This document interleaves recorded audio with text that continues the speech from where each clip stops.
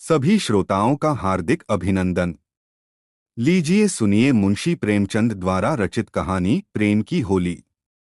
गंगी का 17वां साल था, पर वह 3 साल से विधवा थी और जानती थी कि मैं विधवा हूं, मेरे लिए संसार के सुखों के द्वार बंद हैं।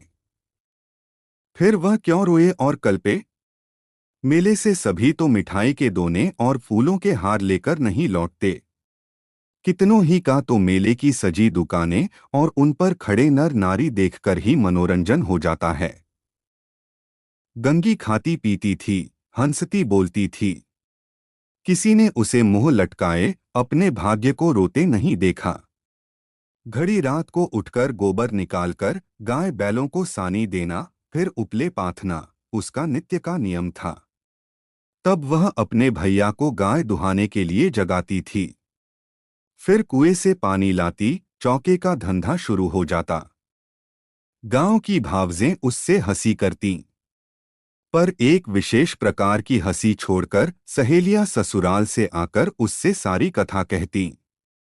पर एक विशेष प्रसंग बचाकर सभी उसके वैधव्य का आदर करते थे। जिस छोटे से अपराध के लिए उसकी भावच पर घुड़कियां पड़ती, उसकी माँ को गालियां मिलती, उसके भाई पर मार पड़ती, वह उसके लिए क्षमय था। जिसे ईश्वर ने मारा है उसे क्या कोई मारे। जो बातें उसके लिए वर्जित थीं उनकी ओर उसका मन ही न जाता था। उसके लिए उसका अस्तित्व ही न था। जवानी के इस उमड़े हुए सागर में मतवाली लहरें न थीं, डरावनी गरज न थी, अचल शांति का साम्राज्य था। होली आई, सबने गुलाबी साड़ियां पहनी। गंगी की साड़ी न रंगी गई। माँ ने पूछा, बेटी तेरी साड़ी भी रंग दूं? गंगी ने कहा, नहीं अम्मा, यूं ही रहने दो। भावज ने फाग गाया। वह पकवान बनाती रही, उसे इसी में आनंद था। तीसरे पहर दूसरे गांव के लोग होली खेलने आए। यह लोग भी होली लौटाने जाएंगे। गांवों में यही परस्पर व्यवहार है। मैकू महतो ने भंग बनवा रखी थी। चरस गांजा माजूम सब कुछ लाए थे। गंगी ने ही भंग पीसी थी। मीठी अलग बनाई थी, नमकीन अलग। उसका भाई पिलाता था, वह हाथ धुलाती थी। जवान सिर नीचा किए पीकर चले जाते। बूढ़े गंगी से पूछ लेते, अच्छी तरह हो न बेटी, या चुहल करते, क्यों री गंगिया भावच तुझे खाना नहीं देती क्या? जो इतनी दुबली हो गई है। गंगिया हंसकर रह जाती। देह क्या उसके बस की थी। न जाने क्यों वह मोटी हुई थी।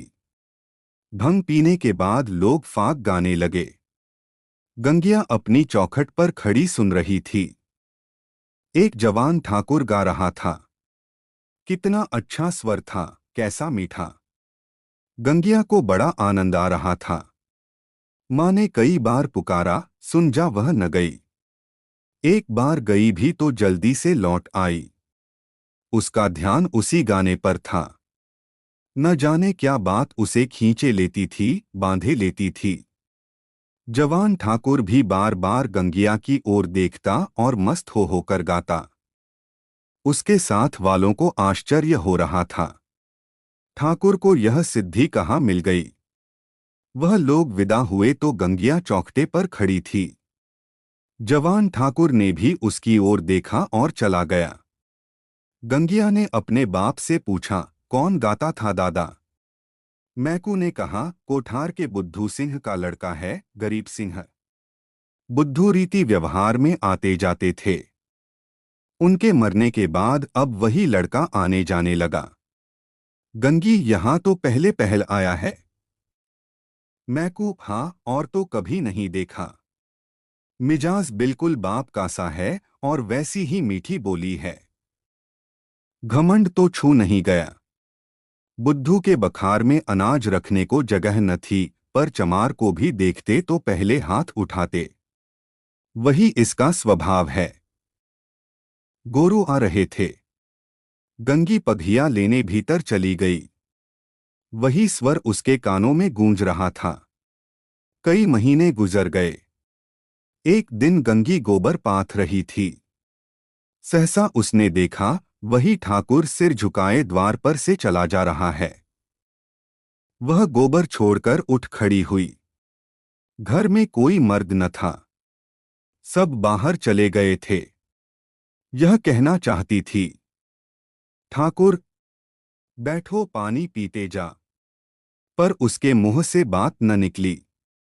उसकी छाती कितने जोर से धड़क रही थी।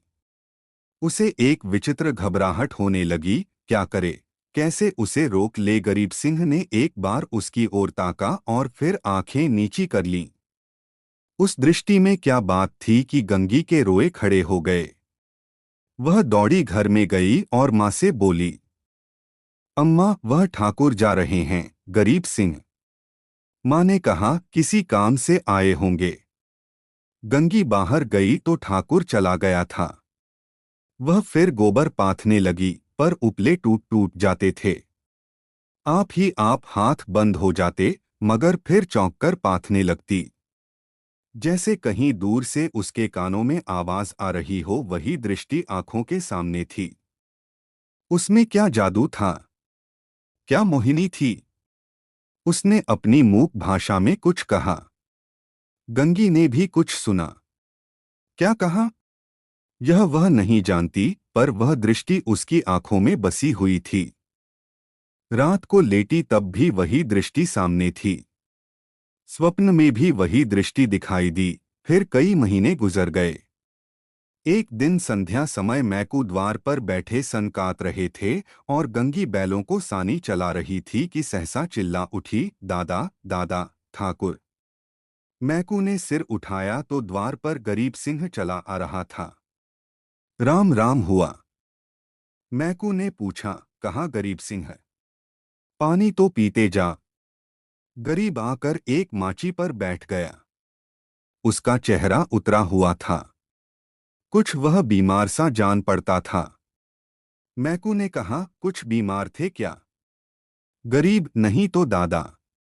मैकू, कुछ मुंह उतरा हुआ है, क्या सूद ब्याज की चिंता में पड़ गए?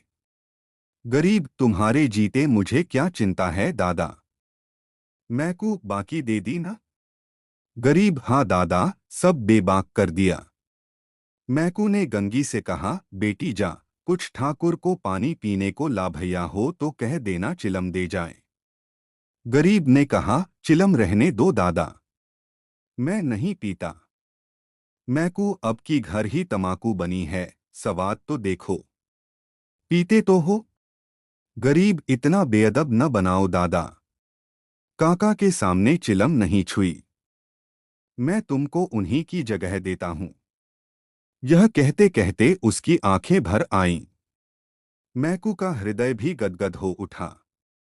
गंगी हाथ की टोकरी लिए मूर्ति के समान खड़ी थी। उसकी सारी चेतना, सारी भावना गरीब सिंह की बातों की ओर खिंची हुई थी। उसमें और कुछ सोचने की और कुछ करने की शक्ति न थी। ओह, कितनी नम्रता है, कितनी सज्जनता, कितना अदब। मैकू ने फिर कहा, सुना नहीं बेटी, जाकर कुछ पानी पीने को ला। गंगी चौंक पड़ी, दौड़ी हुई घर में गई। कटोरा मांजा, उसमें थोड़ी सी राब निकाली। फिर लोटा गिलास मांझकर शरबत बनाया। माँ ने पूछा, कौन आया है गंगिया? गंगी, वह है ठाकुर गरीब सिंह है। दूध तो नहीं है अम्मा? रस में मिला देती। माँ, है क्यों नहीं, हाड़ी में देख। गंगी ने सारी मलाई उतारकर रस में मिला दी और लोटा गिलास लिए बाहर निकली। ठाकुर ने उसकी ओर देखा।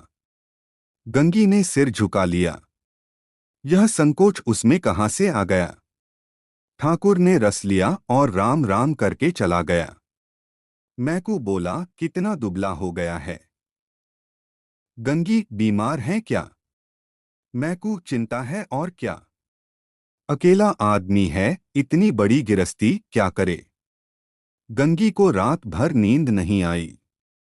उन्हें कौन सी चिंता है? दादा से कुछ कहा भी तो नहीं। क्यों इतने सकुचाते हैं? चेहरा कैसा पीला पड़ गया है। सवेरे गंगी ने माँ से कहा, गरीब सिंह अब की बहुत दुबले हो गए हैं अम्मा। माँ, अब वह बेफिक्री कहाँ है बेटी। बाप के जमाने में खाते थे और खेलते थे, अब तो गिरस्ती का जंजाल सिर पर है। गंगी को इस जवाब से संतोष न हुआ। बाहर जाकर मैकू से बोली, दादा, तुमने गरीब सिंह को समझा नहीं दिया, क्यों इतनी चिंता करते हो।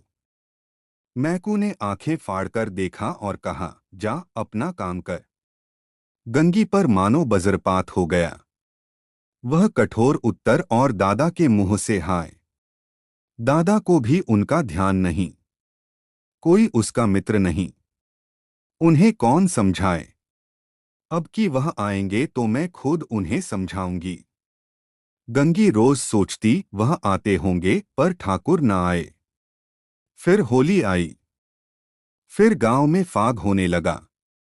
रमणियों ने फिर गुलाबी साड़ियां पहनी, फिर रंग घोला गया। मैकू ने भंग, चरस, गांजा मंगवाया। गंगी ने फिर मीठी और नमकीन भंग बनाई। द्वार पर टाट बिछ गया। व्यवहारी लोग आने लगे, मगर कोठार से कोई नहीं आया। शाम हो गई, किसी का पता नहीं। गंगी बेकरार थी, कभी भीतर जाती, कभी बाहर आती। भाई से पूछती, क्या कोठार वाले नहीं आए। भाई कहता, नहीं। दादा से पूछती, भंग तो नहीं बची, कोठार वाले आवेंगे तो क्या पिएंगे। दादा कहते, अब क्या रात को आवेंगे, सामने तो गांव है। आते होते तो दिखाई देते। रात हो गई पर गंगी को अभी तक आशा लगी हुई थी। वह मंदिर के ऊपर चढ़ गई और कोठार की ओर निगाह दौड़ाई। कोई न आता था।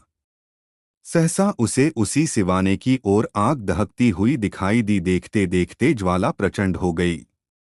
यह क्या, वहां आज होली जल रही है। होली तो कल ही जल गई। कौन जाने वहां पंडितों ने आज होली जलाने की सायत बताई हो, तभी वे लोग आज नहीं आए। कल आएंगे। उसने घर आकर मैकू से कहा, दादा, कोठार में तो आज होली जली है। मैकू दुत पगली, होली सब जगह कल जल गई। गंगी, तुम मानते नहीं हो, मैं मंदिर पर से देख आई हूं, होली जल रही है। न पतियाते हो तो चलो मैं दिखा दूं। मैकू, अच्छा चल देखूं। मैकू ने गंगी के साथ मंदिर की छत पर आकर देखा। 1 मिनट तक देखते रहे, फिर बिना कुछ बोले नीचे उतर आए। गंगी ने कहा, है होली की नहीं, तुम न मानते थे। मैकू, होली नहीं है पगली, चिता है। कोई मर गया है, तभी आज कोठार वाले नहीं आए। गंगी का कलेजा धक से हो गया। इतने में किसी ने नीचे से पुकारा, मैकू महतो, कोठार के गरीब सिंह गुजर गए। मैकू नीचे चले गए, पर गंगी वहीं स्तंभित खड़ी रही। कुछ खबर न रही, मैं कौन हूँ, कहाँ हूँ। मालूम हुआ जैसे गरीब सिंह उस सुदूर चिता से निकलकर उसकी ओर देख रहा है। वही दृष्टि थी, वही चेहरा, क्या उसे वह भूल सकती थी। उस दिवस से फिर कभी होली देखने नहीं गई। होली हर साल आती थी, हर साल उसी तरह भंग बनती थी, हर साल उसी तरह फाग होता था, हर साल अबीर गुलाल उड़ती थी। पर गंगी के लिए होली सदा के लिए चली गई।